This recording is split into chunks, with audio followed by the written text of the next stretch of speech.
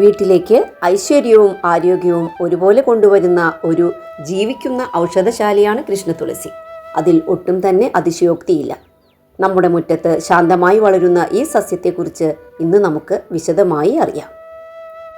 ശാസ്ത്രീയമായി ഓസിമം ടെന്യൂഫ്ലോറം എന്നറിയപ്പെടുന്ന ഈ സുഗന്ധ സസ്യം ലാമിയേസി സസ്യകുടുംബത്തിൽ പെടുന്നതാണ്. എന്നാൽ കൃഷ്ണതുളസിയെ മറ്റുള്ള തുളസികളിൽ നിന്നും വേറിട്ട് നിർത്തുന്നത് അതിൻ്റെ ഇരുണ്ട പർപ്പിൾ നിറമാണ്. ഈ നിറത്തിന് കാരണം ആൻറ്റോസയാനിൻ എന്ന പ്രകൃതിദത്ത വർണ്ണകമാണ്. ഇലകളിലും തണ്ടുകളിലും ഈ വർണ്ണകം ധാരാളമായി അടങ്ങിയിരിക്കുന്നതിനാലാണ് കൃഷ്ണതുളസിക്ക് ഈ പ്രത്യേക നിറം ലഭിക്കുന്നത്. വെറുമൊരു നിറം നൽകുന്നതിലുപരി ശക്തമായ ആൻറ്റി ഓക്സിഡന്റ് ഗുണങ്ങൾ നൽകുകയും കഠിനമായ സൂര്യപ്രകാശം, അൾട്രാവയലറ്റ് കിരണങ്ങൾ, പരിസ്ഥിതിയിലെ വിവിധ സമ്മർദ്ദങ്ങൾ എന്നിവയെ ഒരു പരിധിവരെ അതിജീവിക്കാൻ സസ്യത്തെ സഹായിക്കുകയും ചെയ്യുന്നു. ഇന്ത്യൻ ഉപഭൂഖണ്ഡത്തിൽ വ്യാപകമായി കണ്ടുവരുന്ന ഈ സസ്യം വിവിധ പ്രദേശങ്ങളിൽ ശ്യാമതുളസി എന്ന പേരിലും അറിയപ്പെടുന്നു. ശ്യാമ എന്ന സംസ്കൃത പദത്തിനും കൃഷ്ണ എന്ന പദത്തിനും ഇരുണ്ട വർണ്ണം എന്ന അർത്ഥമുണ്ട്.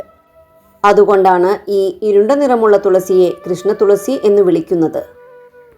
തുളസിയുടെ വിവിധ ഇനങ്ങളിൽ സവിശേഷമായ നിറവും രൂപഭംഗിയും കൊണ്ട് എളുപ്പത്തിൽ തിരിച്ചറിയാൻ കഴിയുന്ന ഒരു വകഭേദമാണിത്. തണ്ടിലും ഇലകളിലും നേരിയ മൃദുരോമങ്ങൾ കാണാം. അണ്ഡാകൃതിയിലുള്ള ഇലകളുടെ അരികുകൾ ദന്തുരമായിരിക്കും. കൈകൊണ്ട് മെല്ലെ തിരുമിയാൽ തുളസിയുടെ സവിശേഷമായ സുഗന്ധം അനുഭവപ്പെടും. ശാഖകളുടെ അഗ്രഭാഗത്തായി വെള്ള നിറത്തിലുള്ള ചെറിയ പൂക്കൾ വിരിയുകയും പിന്നീട് വിത്തുകൾ രൂപപ്പെടുകയും ചെയ്യുന്നു. കൃഷ്ണതുളസി വളർത്തുന്നത് വളരെ എളുപ്പമാണ്. നല്ല നീർവാർച്ചയുള്ള മണ്ണിലും ആവശ്യത്തിന് സൂര്യപ്രകാശം കിട്ടുന്ന സ്ഥലങ്ങളിലും ഇത് നന്നായി വളരുന്നു. പ്രധാനമായും വിത്തിലൂടെയാണ് ഇതിൻ്റെ പ്രജനനം. പൂവിടലിന് ശേഷം കിട്ടുന്ന വിത്തുകൾ ശേഖരിച്ച് പാകിയാൽ പുതിയ തൈകൾ എളുപ്പത്തിൽ വളർത്തിയെടുക്കാം. അനുയോജ്യമായ സാഹചര്യങ്ങളിൽ തണ്ടുകൾ മുറിച്ചു നട്ടും പുതിയ ചെടികൾ വളർത്താവുന്നതാണ്. ഭാരതീയ സംസ്കാരത്തിലും ഹൈന്ദവ വിശ്വാസത്തിലും കൃഷ്ണതുളസിക്ക് വളരെ പവിത്രമായ സ്ഥാനമാണുള്ളത്. മൂപ്പെത്തിയ തണ്ടുകളിൽ നിന്നും നിർമ്മിക്കുന്ന തുളസി മണിമാലകൾ ഏറെ പവിത്രമായി കണക്കാക്കപ്പെടുന്നു. ഇവ ജപമാലയായും ഉപയോഗിച്ചു വരുന്നു. അതോടൊപ്പം നൂറ്റാണ്ടുകളായി ആയുർവേദത്തിലും വിവിധ പരമ്പരാഗത ചികിത്സാ രീതികളിലും പ്രധാന ഔഷധ സസ്യമായി ഇത് ഉപയോഗിച്ചു വരുന്നു. ജലദോഷം, ചുമ, കഫക്കെട്ട്, തൊണ്ടവേദന തുടങ്ങിയ ശ്വാസകോശ സംബന്ധമായ അസ്വസ്ഥതകളിൽ കൃഷ്ണതുളസിയുടെ ഇലകൾ വ്യാപകമായി ഉപയോഗിച്ചു വരുന്നു. കഷായമായും ഔഷധചായയായും ഇതിൻ്റെ ഉപയോഗം ഇന്നും പല വീടുകളിൽ തുടരുന്നു.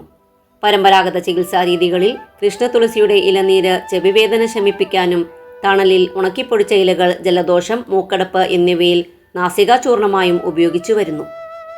ദഹനപ്രക്രിയയെ സഹായിക്കാനും അജീർണം, വയറുവീക്കം, കൃമിശല്യം തുടങ്ങിയ ദഹന സംബന്ധമായ അസ്വസ്ഥതകളിലും കൃഷ്ണതുളസി ഉപയോഗിച്ചു വരുന്നു.